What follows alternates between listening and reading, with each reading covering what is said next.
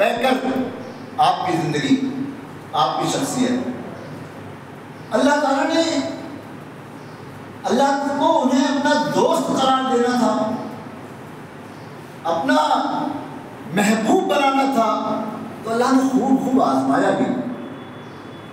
और यह हदीस में आता है कि अल्लाह जिससे मोहब्बत करता है उसको आजमाता है। और सबसे ज़्यादा आजमाइश अंबिया में, अंबिया में भी अल्लाह के रसूल सल्लल्लाहु अलैहि वसल्लम की। आप जो है वो तारीख के वाक़यात पढ़ लीजिए, तारीख में क्यों पत्थर खाए अल्लाह के रसूल, क्यों जरूरत थी? सारी चीज़ें आपको मिलेंगी उसमें। तो अल्लाह के वहाँ से हिदायत का मिलना, हिदायत का पाना, हिदायत की राहों की तरफ आना एक मौजज़ा है। ये अल्लाह का करिश्मा है ये, कि उस नौजवान के दिल में ये बात डाली अल्लाह ने कि देखो गौर करो इन चीज़ों पर, अल्लाह की कायनात पर, अल्लाह की निशानियों पर। और जब उसने गौर किया तो हकीकत तक पहुंचा कि तो कुछ नहीं है।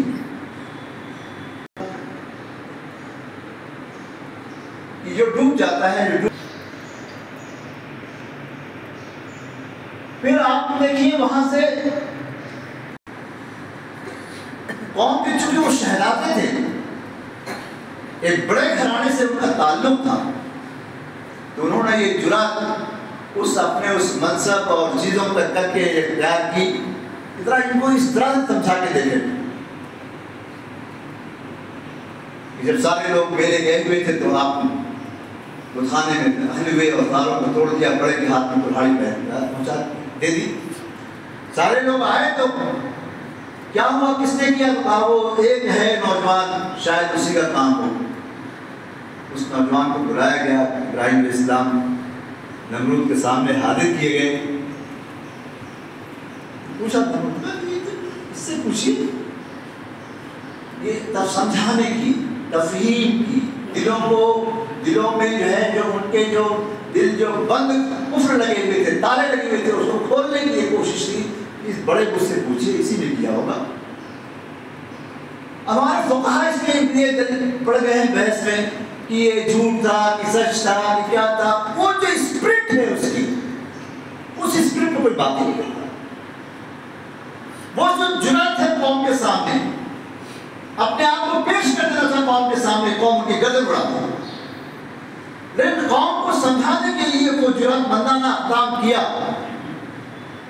कौम को दलील करने के लिए नहीं किया था, उनको अपनी इस हरकत से समझाने के लिए किया था। और ये जानते थे कि इसका जो है अंजाम क्या हो सकता है। आपने जो है लोगों ने कहा, कुरान कहता है कि पहले तो इसमें जरा सा खामोश हुए गए, शर्मिंदा हुए, निदामत आई, लेकिन फिर शैतान ने उनको उकसा दिया और कहने लगे भैया अगर अपनी बचाना है अपने आप को, अपने दीन को, अपने मजहब को, तो फिर उठाओ इनको, इसको सबसे सख्त सजा दो, वरना कोई भी उठेगा और जो है हमारे खुदाओं को बुरा भला कहने लगेगा।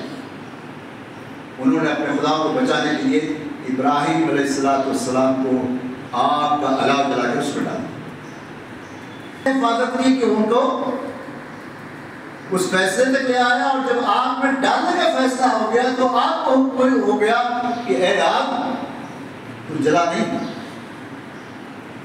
या नार पूरी बंदा सलाम अला इब्राहिम, इब्राहिम पे सलाम नहीं बन जाओ। यहाँ अशरश करते हैं इस वाक़े पर, लेकिन इस बात में यकीन नहीं आता कि अल्लाह की कुदरत आज भी अपने काम करने पर मुक़्तदिर है। वो आज भी आपको जो है वो नूर बना सकता है, वो आपके जलाने की सलाहियतें खत्म कर सकता है, वो तार तलवार कुंद हो सकती है, वो गोलियों का रुख फिर सकता है, वो अगर सीनों में दीन ईमान का जज्बा सराय, अल्लाह के लिए खड़े होने वाले लोग मौजूद हैं, अल्लाह के लिए अपना सब कुछ कुर्बान कर देने वाले लोग मौजूद हैं, तो अल्लाह उनको ज़ाहिर नहीं करेगा। इब्राहिम अलैहिस्सलाम को आसमान तो इसलिए नहीं लाता है कि उनको ज़ाहिर कर देना है, उनसे तो बड़ा काम लेना था, दुनिया की इमामत का काम लेना था। अब साहब उस कौम पे हुज्जत तमाम हुई, नहीं समझ के दिया, इब्राहिम अलैहिस्सलाम को वहाँ से निकल जाने का हुक्म हो गया। आपने भतीजे को वहाँ पे काम को मामूर किया, अल्लाह का इज़्न हुआ कि अपने बीवी बच्चों को ले जाओ, वादी गैर थी ज़रा में है इन्हें आबाद करो। इब्राहिम अलैहिस्सलाम अपनी बेगम के साथ, मासूम बच्चे के साथ वादी ज़रा कहते हैं जहाँ की कुछ चीज़ पैदावार यहाँ ना, चटियल पहाड़, नंगे पहाड़,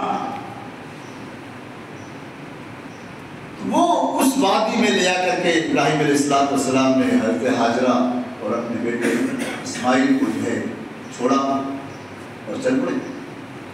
हज़रत हाजरा की उम्मीद न थी, हज़रत हाजरा तो उम्मीद किए बैठे कि ये भी यहीं रहेंगे, जब ये यहाँ रहेंगे तो कोई बात नहीं, लेकिन जब चल दिए तो बहुत मुताज्जिब हुई, बहुत परेशान हुई कि आप क्या, ये क्या? पूछा ये आप क्या कर रहे हैं? अपनी मर्जी से कर रहे हैं कि अल्लाह का कोई हुक्म है?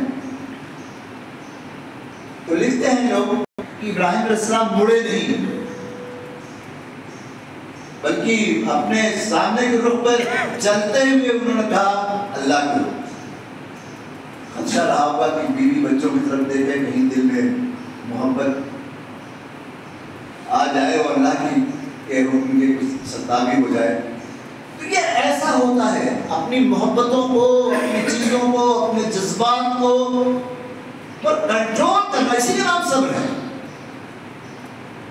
जब तक आदमी इन चीज़ों को अपने, इसको अल्लाह के हवाले नहीं करेगा, अपने जज्बात, अपनी चीज़ों को, अपनी ख्वाहिशात को, अपनी मोहब्बतों को, उस वक्त तक जो है वो आदमी अल्लाह के राह में उस मुकाम पे नहीं पहुंच सकता जिस पे अल्लाह ताला की नुसरत और मदद नाज़िल होती है। जहाँ उस दुआएं करता है तो अल्लाह दुआएं कबूल करता है, वो ख्वाहिश करता है तो अल्लाह उसकी ख्वाहिशों की तकमील कर देता है।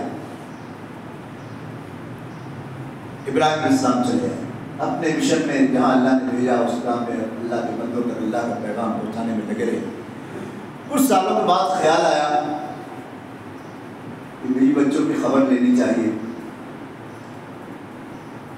अब इस्माइल अलैहिस्सलाम चलने फिरने लगे थे, बड़े हो गए थे, बास का कौल है कि 12-13 साल के हो गए थे आप। बहरहाल आप चलने दौड़ने लगे थे, आप बात करने लगे थे, समझ हो गई थी, तो 12-13 साल का मानने में कोई हर्ज नहीं है। कुछ लोग कहते हैं कि अभी उंगली पकड़ के चल रहे थे। तो बहरहाल उस जब आते हैं तो अल्लाह रब्बुल आलमीन उस क़याम के दौरान अपने महबूब को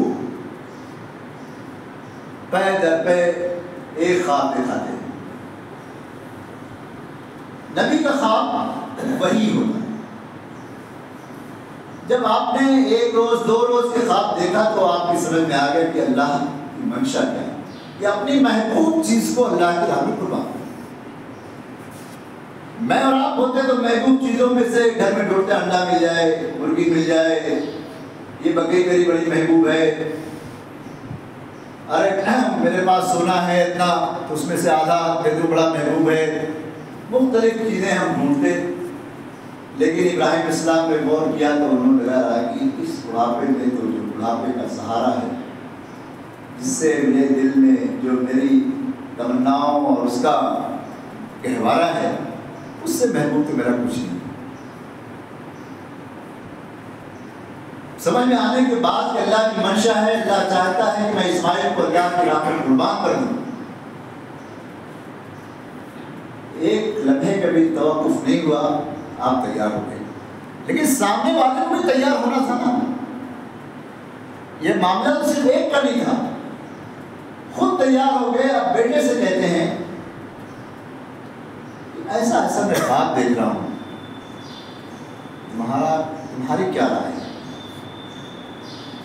सदके जाइए, कुर्बान हो जाइए उस नौजवान पर जिसने अभी जवानी की दहलीज में कदम रख रहा था वो, लेकिन सालेह माँ बाप का बेटा था, दीन की निज़ाम